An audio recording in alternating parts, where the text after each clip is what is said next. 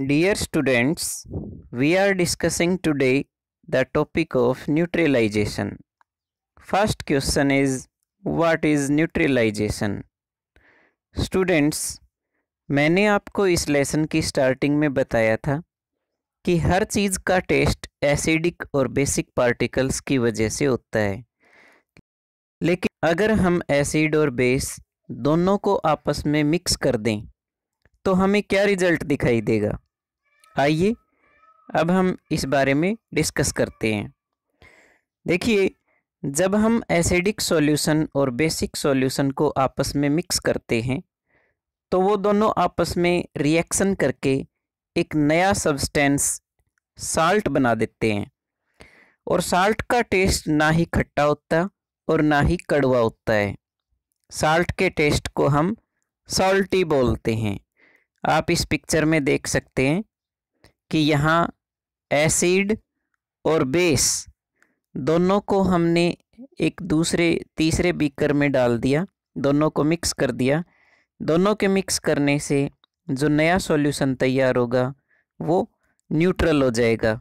उसमें ना एसिड की प्रॉपर्टी आपको शो होंगी और ना ही बेस की प्रॉपर्टी दिखाई देंगी, क्योंकि जब तक एसिड और बेस अलग अलग रहते हैं तब तक वो अपनी अपनी प्रॉपर्टी को शो करते हैं। लेकिन जब एसिड और बेस दोनों को हम मिक्स कर देंगे तो वो एक दूसरे की प्रॉपर्टी को डिस्ट्रॉय कर देंगे और जो सॉल्यूशन है वो न्यूट्रल बन जाएगा। यहाँ भी आप पिक्चर में बिल्कुल क्लियरली देख सकते हैं कि एसिड और बेस के मिलाने से, आपस में मिक्स करने से क्या बनेगा। नीचे लिखा हुआ है सॉल्ट एंड वाटर, मतलब एसिड और बेस आपस में मिलकर एक दूसरे की प्रॉपर्टी को कैंसिल कर देंगे और न्यूट्रल सॉल्यूशन बनेगा और उसके अंदर जो नई चीज़ बनेगी वो है सॉल्ट और वाटर। इसी रिएक्शन को हम न्यूट्रलाइजेशन रिएक्शन बोलते हैं। मतलब एसिड और बेस आपस में मिलते हैं, रिएक्शन करते हैं, इसी रिएक्शन का नाम है न्यूट्रलाइजेशन रिएक्शन, क्योंकि इसमें जो सॉल्यूशन तैयार होता है वो न्यूट्रल होता है, उसमें एसिड और बेस की प्रॉपर्टी नहीं होती। अगर आपसे न्यूट्रलाइजेशन की डेफिनेशन पूछ ली जाए तो स्टूडेंट्स आप लिख सकते हैं कि when acid react with base then they neutralise each other. यहाँ देखिए, आपको डेफिनेशन में यहाँ दिखा रहा हूँ, लिखा हुआ है कि when acid react with base then they neutralise each other and form a new substance called salt. This is called neutralisation reaction. मतलब एसिड और बेस के मिलने से वे एक दूसरे को न्यूट्रलाइज कर देंगे और एक नया सब्सटेंस बनेगा जिसको हम सॉल्ट के नाम से जानेंगे। तो यही रिएक्शन न्यूट्रलाइजेशन रिएक्शन होती है। देखिए, इसका जो एक नॉर्मल व्यू है वो यहाँ दिखाया गया है। एक एग्जाम्पल आपको यहाँ न्यूट्रलाइजेशन का शो किया गया है। यहाँ आप देख रहे हैं कि एसिड और बेस दोनों के मिलने से क्या बनेगा? सॉल्ट और वाटर। मतलब यहाँ एग्जाम्पल देखिए, NaOH प्लस HCl और इन दोनों के मिलने से क्या बनेगा? NaClH2O। देखिए, NaOH को बोलते हैं सोडियम हाइड्रोक्साइड और जो HCl है उसको बोलते हैं हाइड्रोक्लोरिक एसिड। तो ये जो आप देख रहे हैं NaOH यहाँ लिखा हुआ है, ये एक बेस का नाम है सोडियम हाइड्रोक्साइड, और इसके प्लस में जो HCl लिखा हुआ है वो हाइड्रोक्लोरिक एसिड होता है। तो बेस और एसिड दोनों को हमने यहाँ मिक्स कर दिया, दोनों के बीच में प्लस का निशान लगा हुआ है, और इन दोनों के मिलने से जब इनके बीच में रिएक्शन होगी तो क्या बनेगा? तो देखिए, NaCl और प्लस H2O ये दो चीज़ें बनेंगी। NaCl का मतलब है सॉल्ट, मतलब सोडियम क्लोराइड, और H2O का मतलब है वाटर। सॉल्ट और वाटर दो चीज़ें न्यूट्रलाइजेशन रिएक्शन के अंदर बनती हैं। तो ये न्यूट्रलाइजेशन रिएक्शन का एग्जाम्पल है। ऐसे ऐसे और भी एग्जाम्पल आपको यहाँ बुक में देख सकते हैं, आपको मिल जाएंगे। एक एग्जाम्पल यहाँ एक और दिखाया गया है। देखिए, HCl प्लस KOH, इन दोनों के मिलने से KCl और H2O ये चीज़ें मिलेंगी। तो यहाँ HCl जो है वो एक एसिड है, KOH जो है वो बेस है, दोनों के मिलने से सॉल्ट बनेगा KCl, ये सॉल्ट का नाम है, और H2O ये वाटर होता है। तो ये न्यूट्रलाइजेशन रिएक्शन थी। लेकिन स्टूडेंट्स, न्यूट्रलाइजेशन रिएक्शन का हमारी लाइफ में भी काफ़ी यूज है। हमारी जो डेली लाइफ है, डेली हम अपनी लाइफ में बिजी रहते हैं, तो वहाँ देखने को मिलता है कि कई बार हमें न्यूट्रलाइजेशन रिएक्शन वहाँ दिखाई देती है, ज़रूरत पड़ती है। तो now we will discuss about neutralization in our daily life. In previous video students, acid और बेस दोनों आपस में मिक्स करने से उनका इफ़ेक्ट रिड्यूस हो जाता है, वो एक दूसरे को न्यूट्रल बना देते हैं।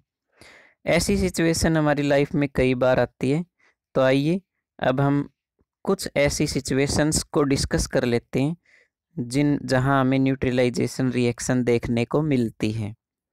चलिए देखिए, फर्स्ट जो सिचुएशन है वो है इंडाइजेशन। इंडाइजेशन को हम एसिडिटी भी बोल सकते हैं।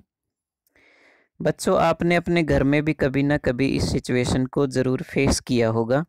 कभी कभी इर्रेगुलर ढंग से भोजन करने से हमारे पेट में एसिड की वैल्यू बढ़ जाती है, और एसिड की वैल्यू जब बढ़ जाएगी तो हम उसको एसिडिटी बोलते हैं। और इस एसिडिटी की वजह से हमारे स्टमक में, हमारा जो पेट है उसमें दर्द होना स्टार्ट हो जाता है, पेन होना स्टार्ट हो जाता है, और हम अनकंफर्टेबल महसूस करते हैं। इस कंडीशन में हमें एंटासिड टेबलेट का यूज़ करना चाहिए। अगर हम एसिडिटी से रिलीफ चाहते हैं, हम चाहते हैं कि एसिडिटी ठीक हो जाए, तो उसके लिए हमें एंटासिड टेबलेट लेनी चाहिए।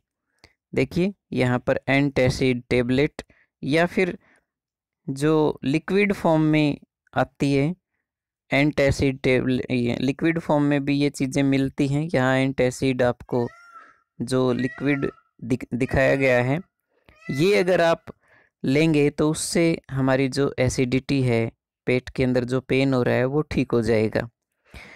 क्योंकि एंटासिड टेबलेट में बेस होता है।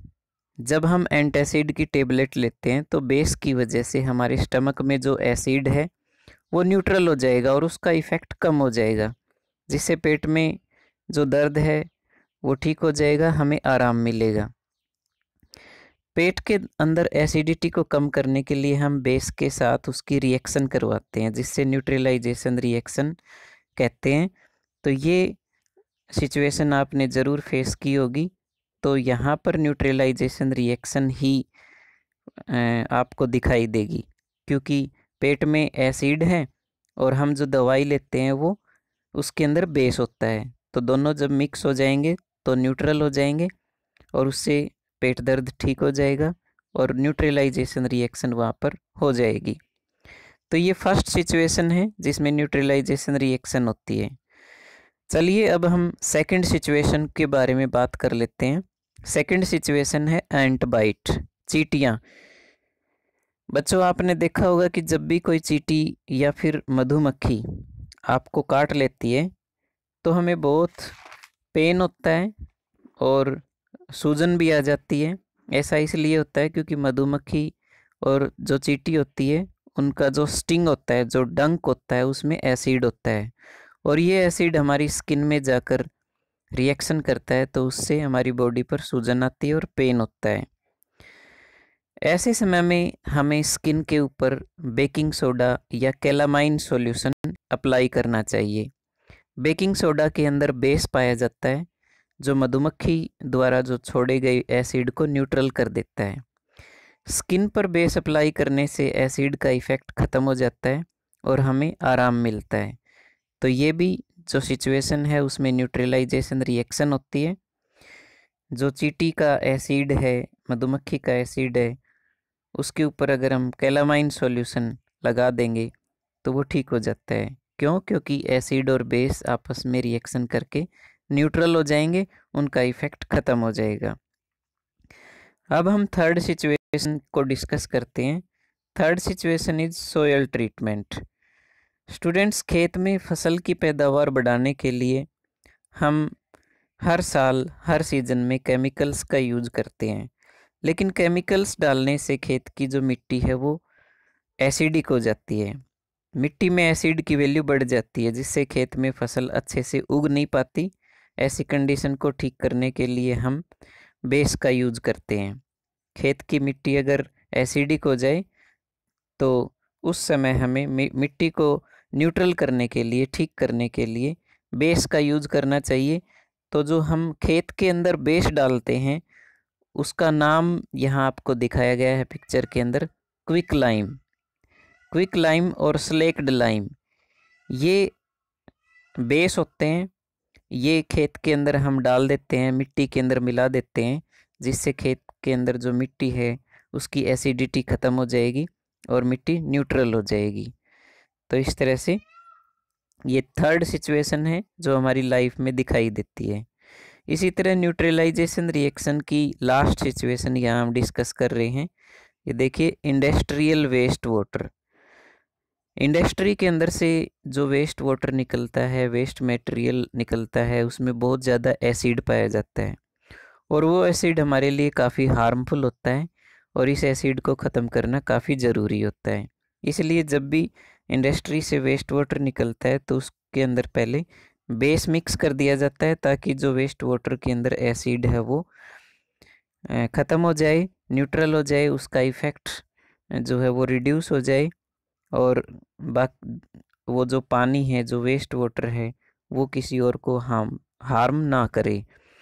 तो स्टूडेंट्स, आपने देखा इस वीडियो में न्यूट्रलाइजेशन क्या होता है और उसका हमारी लाइफ में क्या यूज़ है, कहाँ उसकी इम्पोर्टेंस है। ओके स्टूडेंट्स, ये लेसन हमारा यहीं फिनिश हो चुका है। Okay, bye.